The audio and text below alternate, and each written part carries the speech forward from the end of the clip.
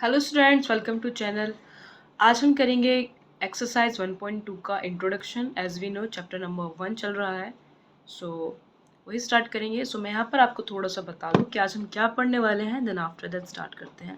बहुत आसानी से आपको चीज़ें समझ में आने वाली हैं। जस्ट कॉपी पेन लेके बैठ जाइए, दैट्स इट। ओके, चलिए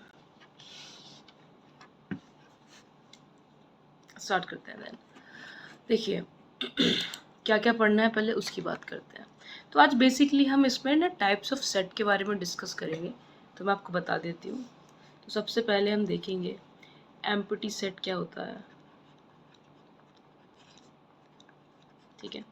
after that finite, infinite set,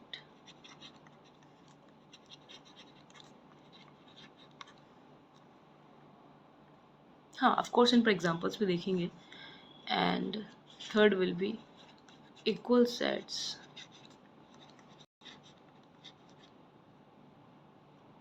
and that's it, ठीक है। एक बार हम एक टर्म डिस्कस कर लेंगे, इक्विवेलेंट सेट।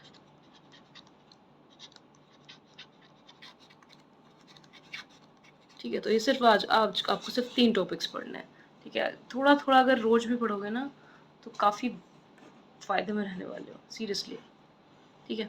तो इन अ सिंपल लैंग्वेज सबसे पहले आपको बता दूं कि एम्प्टी सेट होता क्या है। ऐसा सेट, अच्छा सुनो, ओके ना प्रॉपर यही लिखाते हैं, वो ज़्यादा बेटर रहेगा, ठीक है। चलिए फिर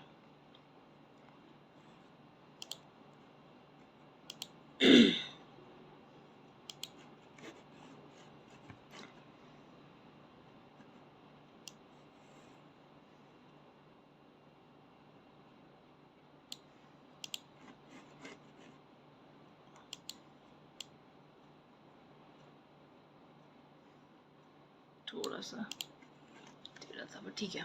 देखिए सबसे पहले मैं आपको इधर एम्प्टी सेट के बारे में बताऊंगी,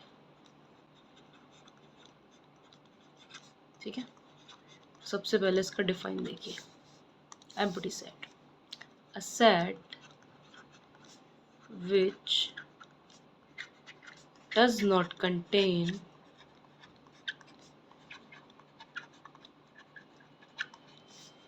any element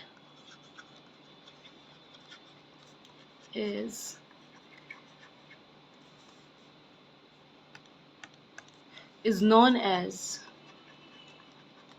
कोड भी बोल सकते हो, एम्प्टी सेट,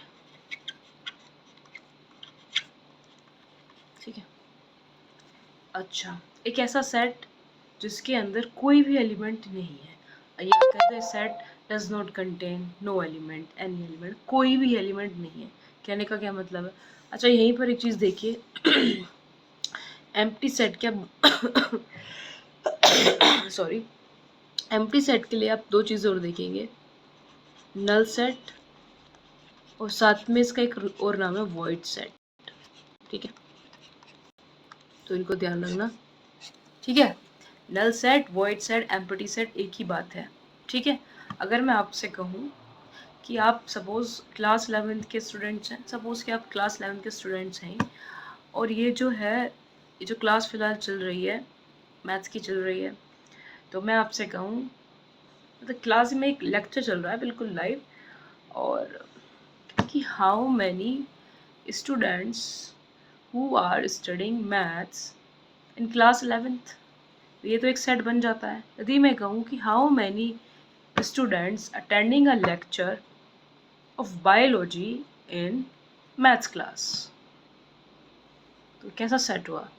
ये ऐसा तो कोई बच्चा होगा ही नहीं जो मैथ्स में बायो पढ़ने के लिए बैठ गया, ठीक है ना। तो कहने का मतलब ये कि इस तरह का सेट कैसे होता है, एम्प्टी, यानी कि खाली होने वाले सेट्स, ठीक है। या मैं बोलूँ टेल मी ये मैं इसलिए इतना एक्सप्लेन कर रही हूँ रियल लाइफ से जोड़ के भी, ताकि आपको चीज़ें समझ में आती रहें, ठीक है। कि बताइए नेचुरल नंबर लेस देन 1, ठीक है। Set of natural number less than 1, तो मैं इसको लिख लेती हूँ एज एन एग्जाम्पल भी। set of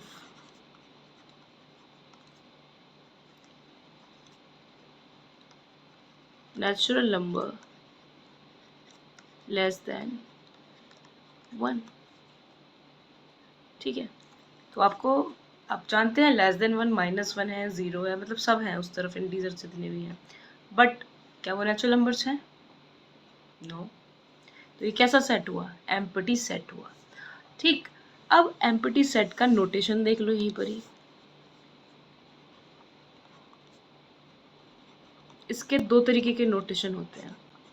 फर्स्ट वन, ये सिर्फ करली ब्रेसेस बना दो और उन्हें एम्प्टी दिखा दो। इसको आपने दिखा दिया, इसके अंदर एक भी एलिमेंट नहीं है। क्या यहाँ पर कोई एलिमेंट बैठा है? There is no element.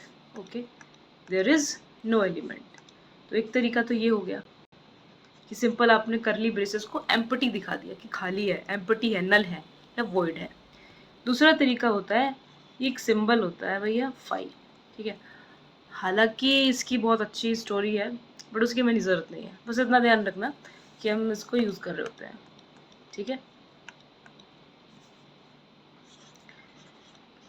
ठीक है, और ये फाई बना दो। एक बात का इसमें ध्यान विशेष रखना है। किस बात का? कि जो है, हाँ, कि आप ये मत कर देना,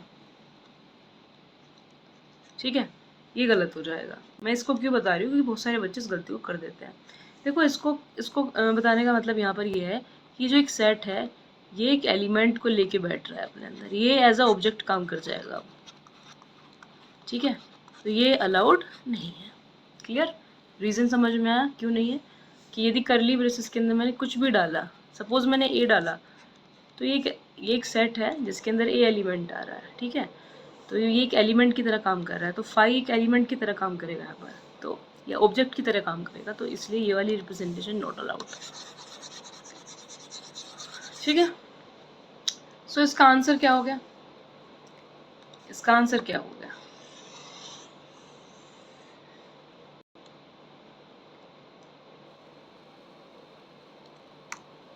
तो इसके आंसर में आप लिख देना, इसका नाम ए रख देना कि ए इज इक्वल्स टू 5 हो गया। Simple, clear?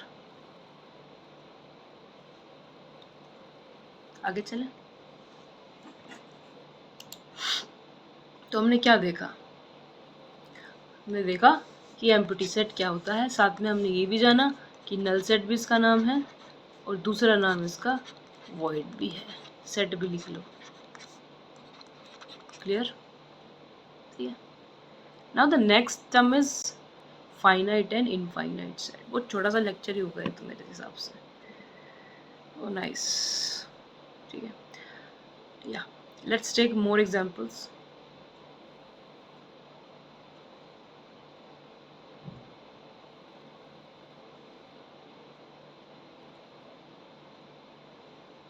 या देखो कितना बेहतरीन एग्जांपल मैं आपको बताती हूँ अभी, है ना। देखिए, इस मोर एग्जांपल को सुनिए, इंटरेस्टिंग है ना। थोड़ा सा empty is like something is very funny thing. देखो कैसे, सुनो। बी एक सेट बता रहे हैं, ये एनसीईआरटी के एग्जांपल्स ही हैं। X such that x is a student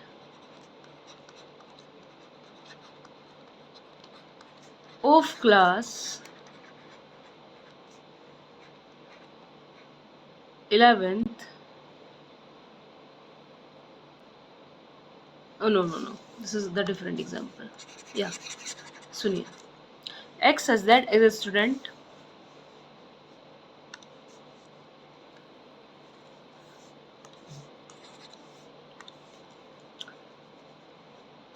presently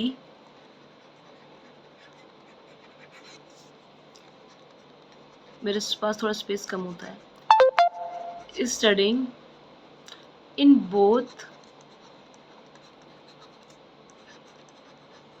class 10th and 11th। Is it possible कि एक बच्चा 10th क्लास में भी और 11th क्लास में भी है? या तो वो फेल ही होगा या फिर वो 11th में ही जाएगा, तो ऐसा पॉसिबल नहीं है। है ना। यानी कि empty set something is like which is not possible. Clear?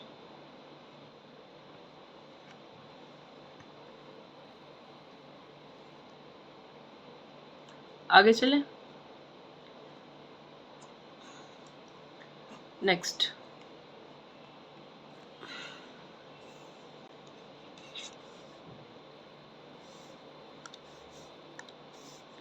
will be the finite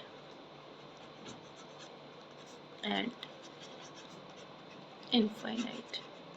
तो पता है एक चीज़ आप लोगों को बताऊं, मैथ्स के अंदर बड़ी खास बात यह है कि डेफिनेशन जब हम मेंशन करते हैं ना फाइनाइट, तो उसमें ही आधी चीज़ें वहीं क्लियर हो गई।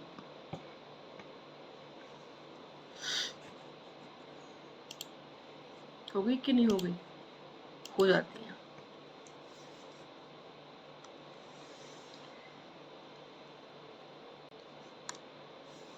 तो सबसे पहले फाइनाइट से पहले कुछ सेट की बात करते हैं। सपोज एक सेट है ए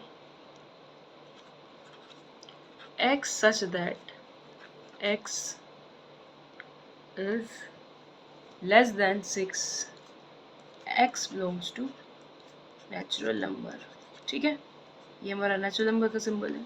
तो सेट को बना लेते हैं। ठीक है, तो जब बनाने बैठे तो 1 2 3 4 और 5। ठीक है, 6 क्यों नहीं आया? बिकॉज 6 से छोटे हमें चाहिए। और ठीक है, और यदि इक्वल्स टू का सिंबल आता तो 6 भी आ जाता। क्लियर है? और बस दैट्स इट, तो बन गया। इसी के अलावा दूसरे एग्जाम्पल की अगर बात करें, x इज दैट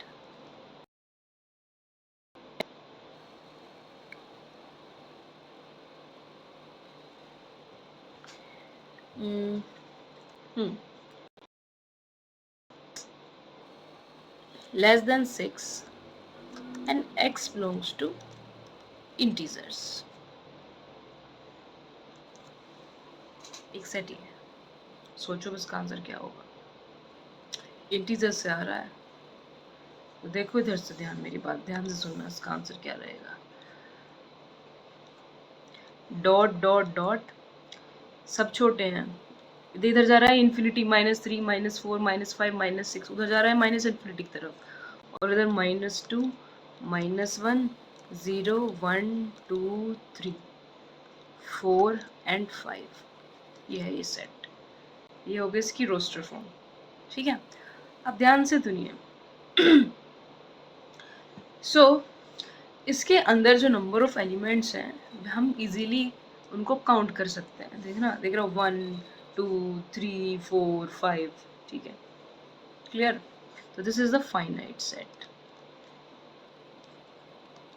ठीक है, अदर देन जो फाइनाइट सेट नहीं है वो इनफाइनाइट होगा। अब इसको आप ध्यान से देखो, आपको पता है ना 5 4 3 इधर बढ़ता ही जा रहा है, इधर बढ़ता ही जा रहा है, ये माइनस इन्फिनिटी पे जा रहा है। माइनस इन्फिनिटी से मतलब है -4 -5 -10,000 -1 लाख -10 लाख -10 करोड़, वो उधर जा रहा है। ठीक है, तो ये एक इनफाइनाइट सेट हो गया। ठीक है, ये सेट बढ़ता ही जा रहा है, तो ये किस तरीके से हो गया? एक इनफाइनाइट सेट हो गया।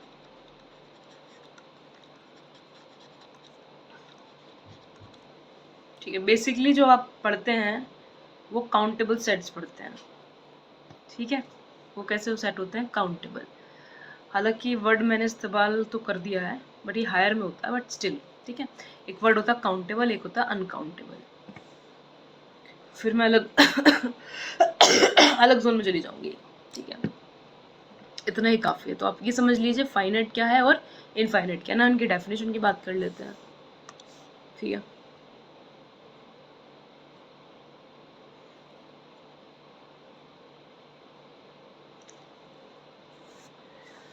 ओके।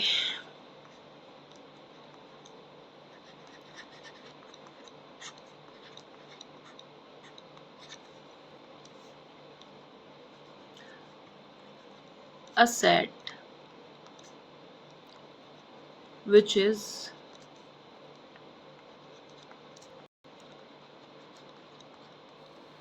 empty और consist of a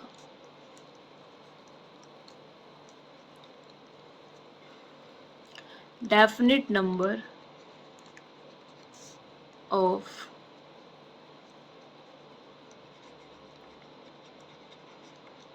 elements called finite।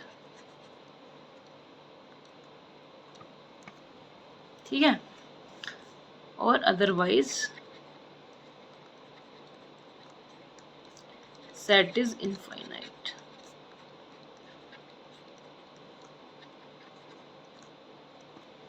तो यहाँ पर आपकी डेफिनेशन हो जाती है फाइनाइट और इनफाइनाइट की। एग्जाम्पल भी आपने देख लिया है, अभी और एग्जाम्पल डिस्कस कर लेंगे, जैसे कि set of natural number infinite, set of integers infinite, set of rational infinite, real number infinite आप कह लो इस 11th स्टैंडर्ड में, लेकिन ये अनकाउंटेबल होते हैं। ठीक है,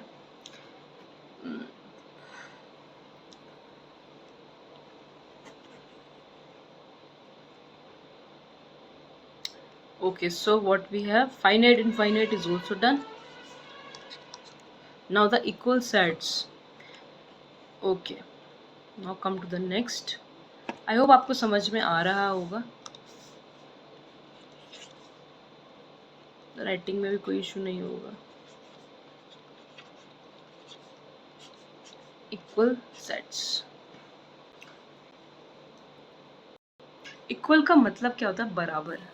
तो सेट बराबर कब रहेगा, जब एक एक एलिमेंट एग्जैक्टली सेम हो, number of element exactly same हो, सेट को इक्वल होना चाहिए। मतलब इक्वल की जो हमारी नॉर्मल कहते हैं ना इक्वल, तो इक्वल वैसे इक्वल होना चाहिए, है ना। तो देखो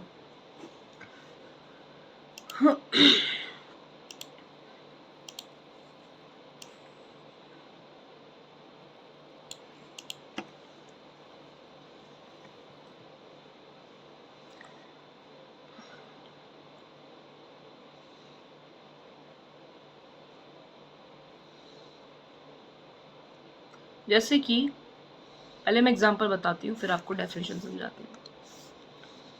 मैंने कोई सेट ए लिया, यह पी क्यू आर एस। कोई दूसरा सेट मैंने बी लिया, आर एस पी क्यू।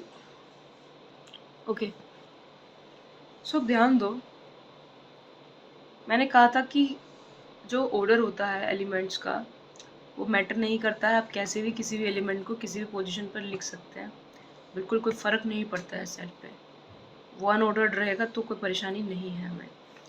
ठीक है, या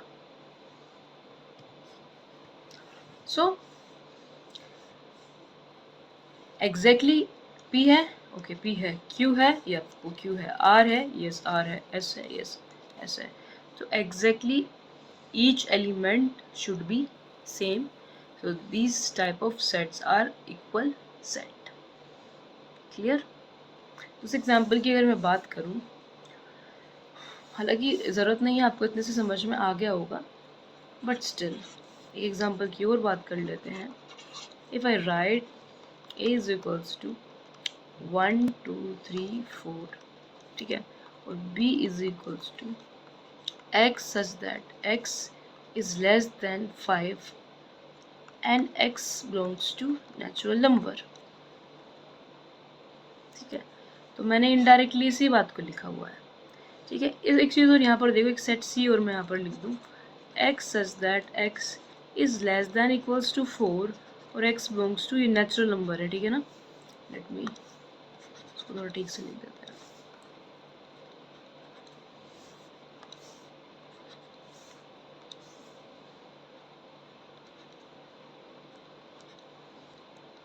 ठीक है, सो ये भी सेम उसी चीज़ को मैंने उस तरीके से मेंशन किया है। यहाँ पे लेस देन 5, यहाँ पे इक्वल्स टू 4 यानी कि 4 भी कंसीडर किया जाएगा। So these sets are equal, so हम बोलेंगे कि A is equals to B is equals to C, equal sets. ठीक है, यहीं पर इक्विवेलेंट की बात करूँ अगर, सो इक्विवेलेंट से पहले मुझे आपको number of elements in a set के बारे में बताना होगा। सो उसी की बात कर लेते हैं अब यहाँ पर। फिर उसके बाद में इक्वल सेट्स की आपको डेफिनेशन प्रॉपर लिखवा दूंगी, हालांकि आप समझ चुके हैं कि each corresponding element to set A and set B should be equal. That's it. So तो ध्यान दीजिए, हाँ, number of elements in a set मेरे को बताना है।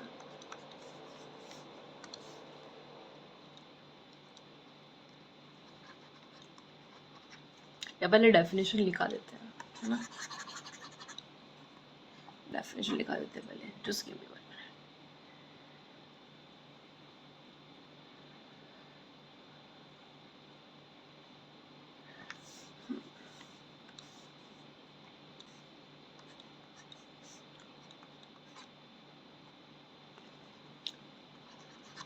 If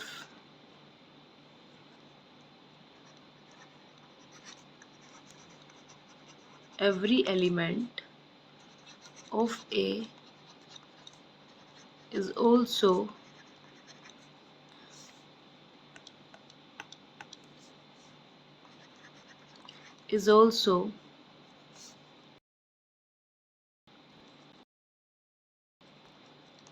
an element of B, and if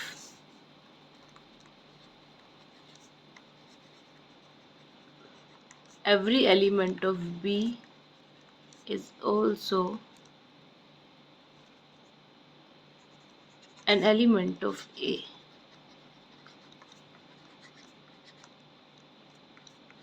then set A and B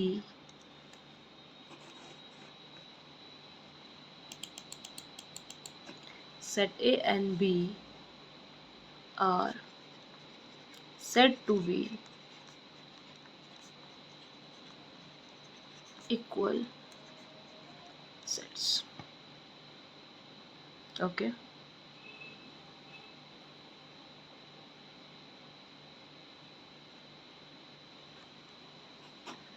I hope आप देख पा रहे होंगे, मेरे पीछे नहीं आ रहा होगा। यस,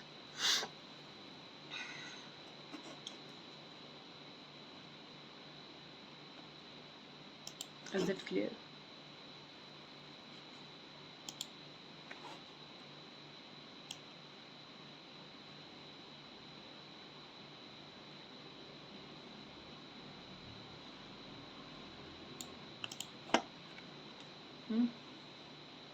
ठीक है, सो इक्विवेलेंट सेट की बात करनी थी और नंबर ऑफ एलिमेंट्स, तो मैं यहीं पर बात करती हूँ उसकी।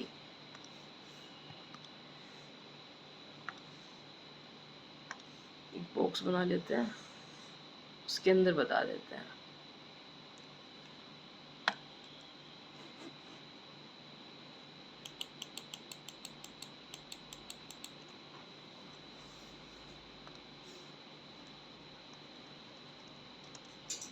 Number of elements in a set, representation क्या है, ये है Na, और ना एक तरीका ये भी होता है, कार्डिनलिटी भी कहते हैं उसको। क्या कहते हैं? कार्डिनलिटी। ठीक है, नंबर ऑफ एलिमेंट सेट है Na या फिर ये, हालांकि ये एनसीईआरटी में यूज हो रहा है, ये हायर में देखोगे, एनीवेज आरएस वगैरह में भी देख सकते हो या आरडी वगैरह में। अब यहाँ पर इसकी यहीं पर बात कर लेते हैं, Na कितने हुए इसमें, नंबर ऑफ एलिमेंट्स कितने हैं इसके अंदर, ऑफ कोर्स 4 है। ठीक है, और यहाँ पर नहीं बता पाएंगे, हालांकि Na जो होगा यहाँ पर अलिफ नोट होगा, उसकी ज़रूरत नहीं है, बस मैंने बता दिया। और अब कभी सर्च करने की कोशिश भी मत करना, कर लेना सर्च, गूगल कर लेना, कोई दिक्कत नहीं है, कर लेना Google.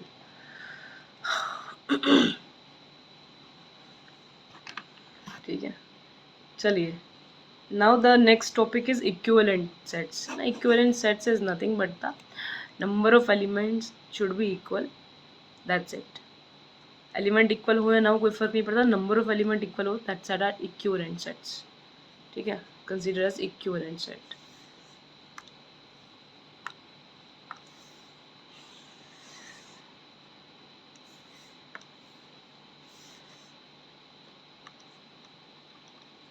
Considered as equivalent set.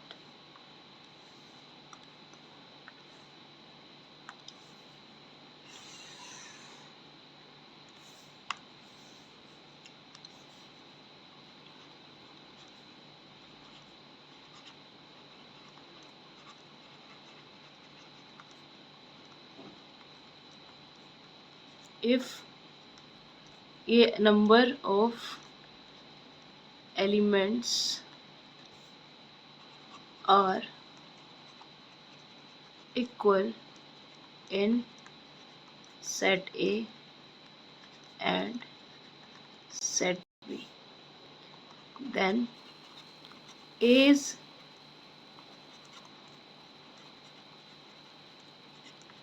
equivalent to B या फिर A is equivalent to B।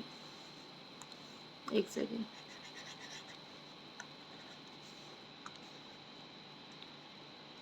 ये ठीक है।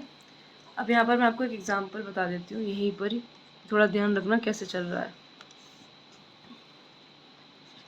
सो मैंने एक सेट लिया A P Q R S और एक सेट लिया बी 1 2 3 6।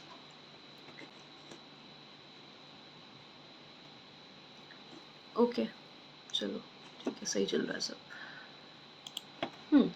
तो number of elements in number of elements in A are 4 or number of elements in B are 4. So this A is equivalent to B. That's it. तो ये होता है equivalent का concept.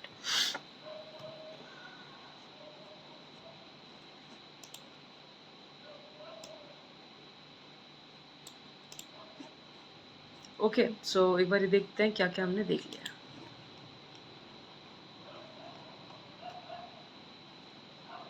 ये बहुत छोटू सा एक्सरसाइज इंट्रोडक्शन है।